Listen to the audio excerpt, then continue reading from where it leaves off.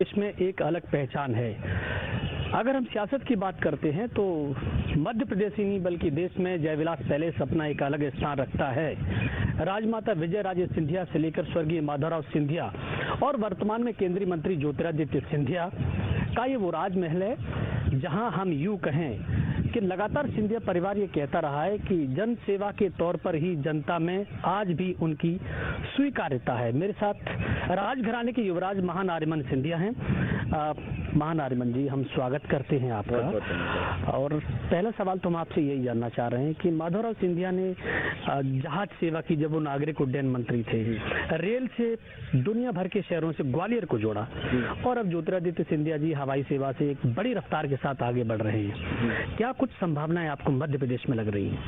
देखिए, सबसे पहले मैं ये कहना चाहूँगा कि जो सिंधिया परिवार हैं पीढ़ियों से इस क्षेत्र का विकास और इस क्षेत्र की प्रगति के बारे में सोचती आ रही है। चाहे वो मेरे पिता हों ज्योतिरादित्य सिंधिया जी, चाहे वो मेरे दादाजी हों माधवराव सिंधिया जी, विजय राजे सिंधिया जी, माधवराव सिंधिया वन, माजी सिंधिया वन, आप पीढ़ियों से देखते आ रहे हैं। आप दीघा डैम देखिए, आप काफ़ी सारे रोड्स और हॉस्पिटल्स देखिए जो महाराज ने अभी अभी लगवाए हैं। आपने कनेक्टिविटी के बारे में बात किया है, कितने सारे हवाई जहाज अब ग्वालियर आ रहे हैं। आपने रेल के बारे में बात किया है। तो कई सालों से, कई पीढ़ियों से ये विकास और प्रगति इस क्षेत्र में हो रही है और यही मूल्य इस परिवार की बहुत महत्वपूर्ण हिस्सा है।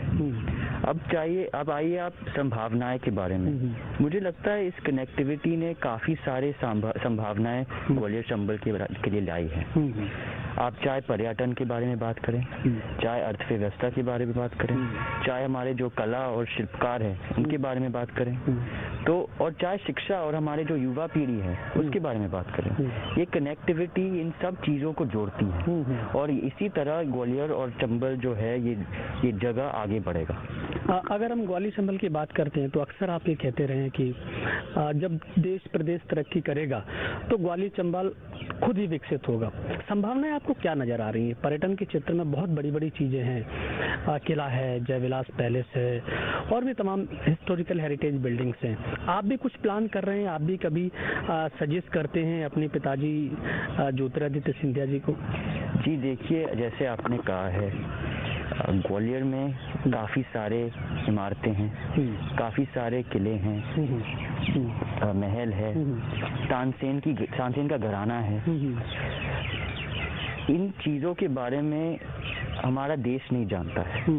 जब मैं अपने दोस्त से बात करता हूँ, और ये सच बात है, जब मैं अपने दोस्त के बारे में बात करता हूँ, आइए ग्वालियर को देखिए, आइए आप देखिए हमारे क्षेत्र को, वो जानते नहीं है कि ग्वालियर में किला है, वो जानते नहीं है कि तानसेन की घराना था यहाँ पे, वो जानते नहीं है कि यहाँ पे इतना विशाल महल है। तो मैं चाहता हूँ कि पर्यटन यहाँ पे बढ़े, और बढ़े इसलिए क्योंकि पर्यटन से ही हमारा जो अर्थव्यवस्था है वो आगे बढ़ेगा। क्या होगा पर्यटन जब बढ़ेगा? लोग सोचेंगे, देखिए टूरिस्ट अब आ रहे हैं अंदर, हम अपने रेस्टोरेंट्स खोलना चाहते हैं, होटल्स खोलना चाहते हैं, दुकानें खोलना चाहते हैं जो कला और शिल्प की दुकान हैं। और मैं ये देख रहा हूँ जैसे अब बढ़ावा आया है पर्यटन की। जब मैं घूम रहा हूँ शहर में, लोग कलाकार कर रहे हैं, अपना छोटा छोटा चीज़ बढ़ा रहे हैं, कारपेट्स तैयार हो रहे हैं, कारपेट्स आगरा जा रहे हैं। तो पर्यटन इस संभावना का बहुत ही महत्वपूर्ण हिस्सा है।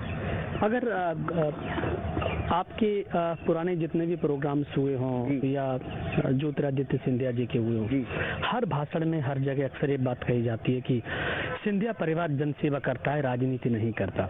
मेरा सवाल आपसे ये है कि जनसेवा किस स्तर की, किस तरह के लोगों की जनसेवा होना चाहिए?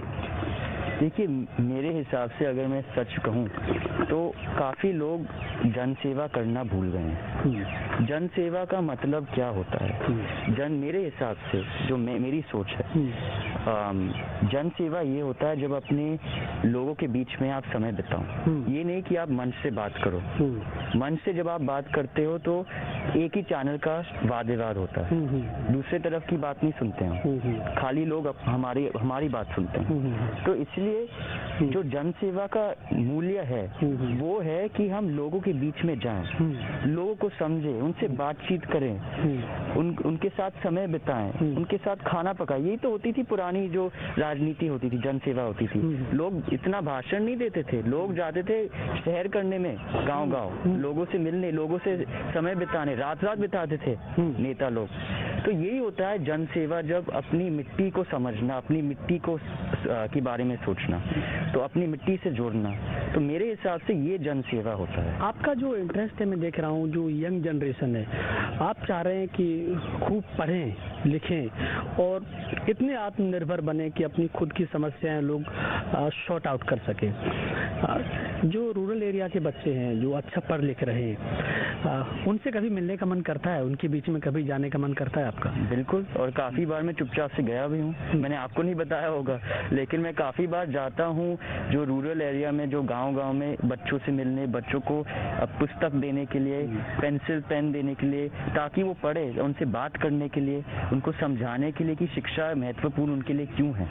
उन बच्चों को कभी लगता है, कभी वो कहते हैं अरे सिंधिया राज घराने के युवराज आए हैं, तो कभी उनमें ये नहीं लगा कि आपके नजदीक आए, आपको छू के देखें, पकड़ के देखें? नहीं, बिल्कुल, और मैं उनको बिल्कुल उठाता हूँ अपने गोद में, उनसे बात करता हूँ, तो इसमें छूनी ऊनी की बात कुछ नहीं है। मैं बिल्कुल उनके साथ बैठ के समय बिताता हूँ, और आराम से बात करना चाहिए लोगों के साथ, तभी लोग समझेंगे, तभी लोग शिक्षा को आगे बढ़ाएंगे, स्पेशली जो हमारे युवा पीढ़ी है। अच्छा, जिस तरह से मैं देख रहा हूँ लगातार ज्योतिरादित्य सिंधिया जी की, थोड़ा सा आगे आते जाइए आप, हम लोग 2 मिनट यहाँ बैठ के भी बात करते रहेंगे। जिस तरह से ज्योतिरादित्य सिंधिया जी की व्यस्तता अभी बढ़ी हुई है, मैं देखता हूँ ग्वालियर वो जब भी आते हैं, एक एक मिनट उनका इतना फिक्स रहता है कि कहीं भी रुकने का समय नहीं मिलता, सुबह 8 बजे से लेकर रात को 9 बजे तक।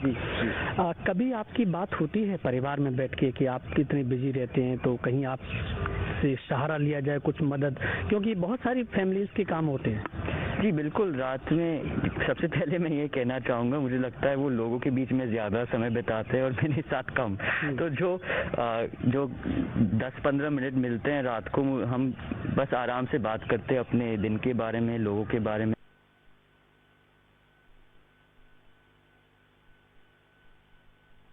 मजाक चलती है क्योंकि वो काफ़ी लोगों से मिलते हैं, कोई कहानी आ जाती है, तो मुझे बड़ा मज़ा आता है जब वो मुझे बताते हैं कि उनके साथ जो लोगों का व्यवहार कैसा है, वो कैसे लोगों से बात करते हैं, हंसी मजाक करते हैं, उससे मैं भी सीखता हूँ। तो रात में जब हमारे पास जो 10-15 मिनट, आधा घंटा रहता है, ज़्यादातर ऐसे प्रश्न पूछता हूँ जिससे मुझे कुछ सीखना मिले, चाहे वो राजनीतिक में हो, चाहे वो जन सेवा में हो, चाहे वो बिजनेस में हो, क्योंकि उनका जो दिमाग है, उनका जो ने स्टडी किया है हार्वर्ड, स्टैनफोर्ड, उनकी सोच काफ़ी बड़ी है, तो उनसे काफ़ी कुछ सीखना मिलता है मुझे, चाहे वो अर्थव्यवस्था में हो, जैसे मैंने कहा, चाहे वो शिक्षा में हो, चाहे वो राजनीति में हो, या चाहे जन सेवा में हो। तो रात में ज़्यादातर हम इन्हीं विषयों पे बात करते हैं।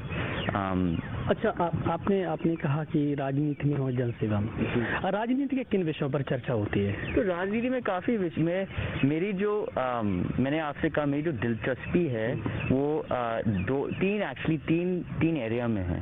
नंबर 1 है पर्यटन, नंबर 2 है शिक्षा, और नंबर 3 है कृषि।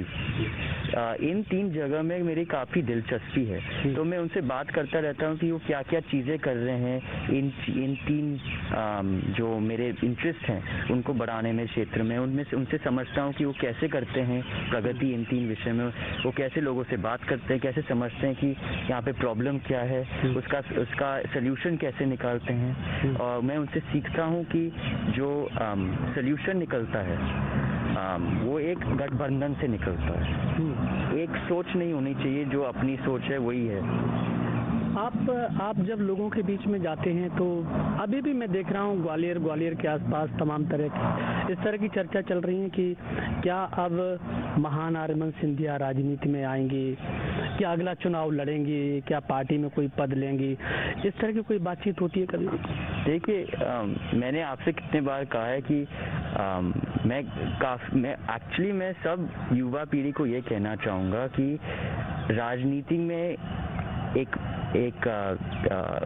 एंटर करना जल्दबाजी में मत कीजिए, क्योंकि काफी लोग जो हैं, हमारी जो युवा पीढ़ी है मध्य प्रदेश में, मैं हर किसी से बात करता हूँ, एक दो लोग बोलते जाते हैं कि नहीं हम तो राजनीति करना चाहते हैं।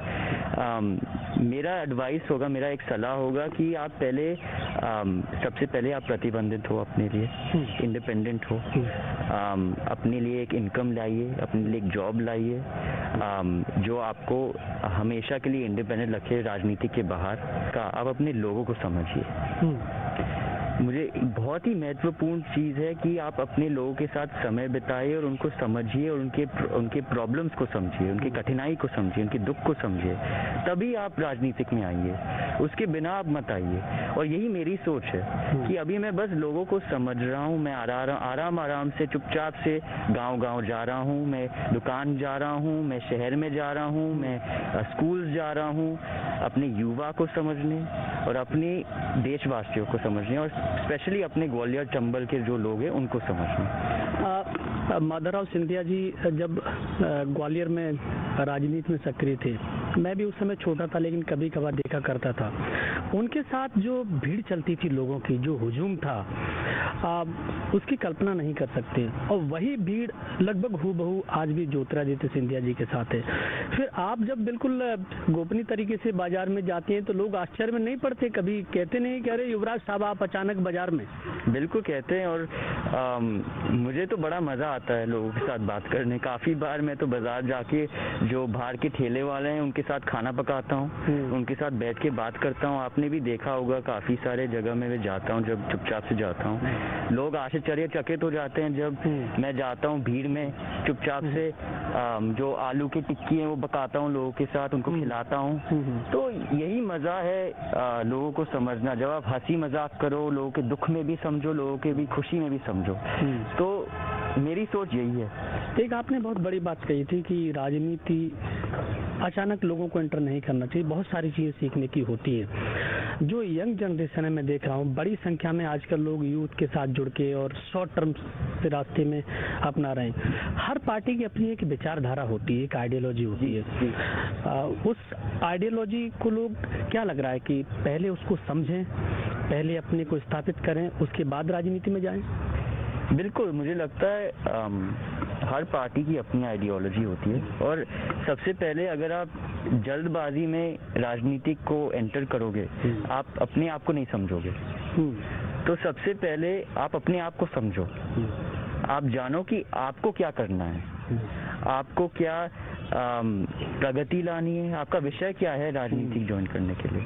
आपको बस अपना नाम रोशन करना है, आपको इस राजनीति को काफी सारे लोग बिजनेस बना देते हैं, आपको बिजनेस बनाना है या अपने आप को अपने देश को गर्व के साथ देखना है और गर्व के साथ काम करना है। तो सबसे पहले आप अपने आप को समझिए, समय लीजिए अपने आप को समझने के लिए, अपने लोगों को समझने के लिए। आप क्या 3 विषय हैं जिसमें आप उदाहरण सेट करना चाहते हो, लोगों के लिए चेंज लाना चाहते हो, बदलाव लेना चाहते हो। हमारे देश में काफी सारे प्रॉब्लम्स है, ये नहीं कि एक ही प्रॉब्लम है, हजारों प्रॉब्लम्स। जैसे मैंने कहा मैं 3 मूल्य पे आपसे बात करना चाहूंगा, वैसे ही 2-3 मूल्य आप भी उठाइए, 2-3 जो मुद्दे हैं आप भी उठाइए और उस पर काम कीजिए पहले।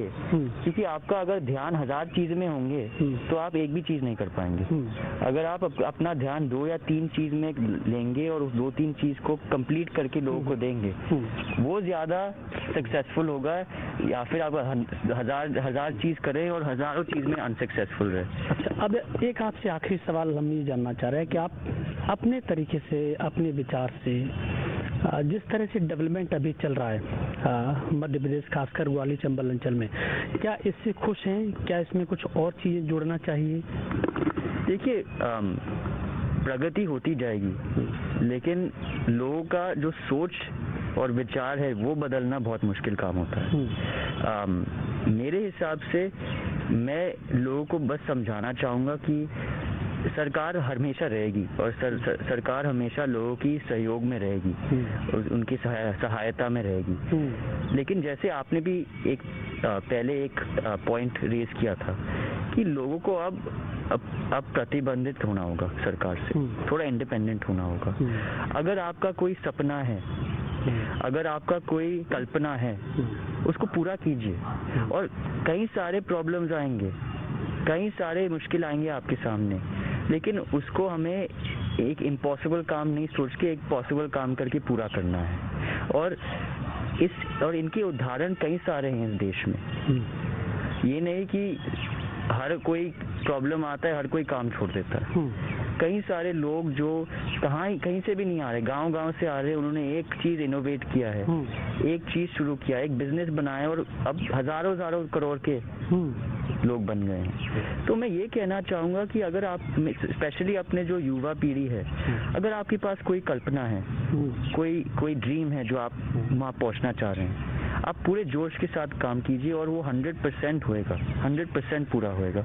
और उसकी सहायता के लिए मैं हूँ, हमारी सरकार है और महाराज तो हैं। और इसी विषय पे मैं आपसे थोड़ा बात करना चाहूँगा। पिछले दिन मेरे पास 4 लोग आए थे एक प्रोजेक्ट लेके, और मुझे बड़ी खुशी हुई कि ग्वालियर चंबल में ऐसे प्रोजेक्ट्स, एंटरप्रेन्योरशिप के प्रोजेक्ट्स आ रहे हैं। उन्होंने कहा हम हाइड्रोपोनिक्स वेजिटेबल शुरू करना चाहते बिजनेस, और उन्होंने मुझे अपना पूरा प्रोजेक्ट दिखाया, वो उन्होंने कैसे पायलट स्टेज में काम किया, अब कैसे बढ़ रहे हैं थोड़ा। उन्होंने मुझे पूछा आपके विचार क्या हैं उस पर, मैंने उनको सलाहें दिए, मैंने उनको लोगों से कनेक्ट किया है जो सेम बिजनेस में हों, जो उनसे डिमांड कर सके। तो मेरी यही आशा है कि यहाँ हमारे जो ग्वालियर के क्षेत्र के लोग हैं, स्पेशली जो हमारे युवा पीढ़ी हैं, ऐसे सोचिए, कुछ नया बनाइए, कुछ नया इनोवेट कीजिए, अपने शिक्षा पे ध्यान दीजिए, क्योंकि यही आपको बढ़ाएगी, यही आपको देश में सामने लाएगी और आपके परिवार को रोशन करेगी। तो मेरी यही आशा है कि प्लीज इनोवेट कीजिए। ये नहीं कि हमें बस डॉक्टर बनना है, हमें लॉयर बनना है, हमें इंजीनियर बनना है। आप कुछ भी बन सकते हो, आप कलाकार बन सकते हो, आप बिजनेसमैन बन सकते हो, आप एक स्टार्टअप कर सकते हो, आप कृषि में हो सकते हो, आप कुछ भी कर सकते हो। तो मेरी यही सलाह है कि आप सपना देखिए और बड़ा सपना देखिए। और आपको कोई मदद चाहिए, मैं हूँ, मैं ग्वालियर में हूँ। आपको कोई भी सलाह चाहिए, कोई भी मदद चाहिए, मैं लोगों को सुनना चाहता हूँ और मैं लोगों को मदद करना चाहता हूँ। बिल्कुल, महान आर्यमन सिंधिया जिस तरह का सोचते हैं, वाकई में बहुत बड़े लोग सोचते हैं, क्योंकि अगर कोई मिशन है, कोई विजन है, खासकर यंग जनरेशन, तो हौसला रखिए, आगे बढ़िए, एक मिशन पे काम कीजिए, और कहीं अगर मदद की जरूरत पड़ती है तो बहुत सारे लोग सपोर्ट करने के लिए तैयार हैं। कोशिश कीजिए, आत्मनिर्भर बनिए और खुद भी विकसित होइए और देश प्रदेश का भी विकास कीजिए।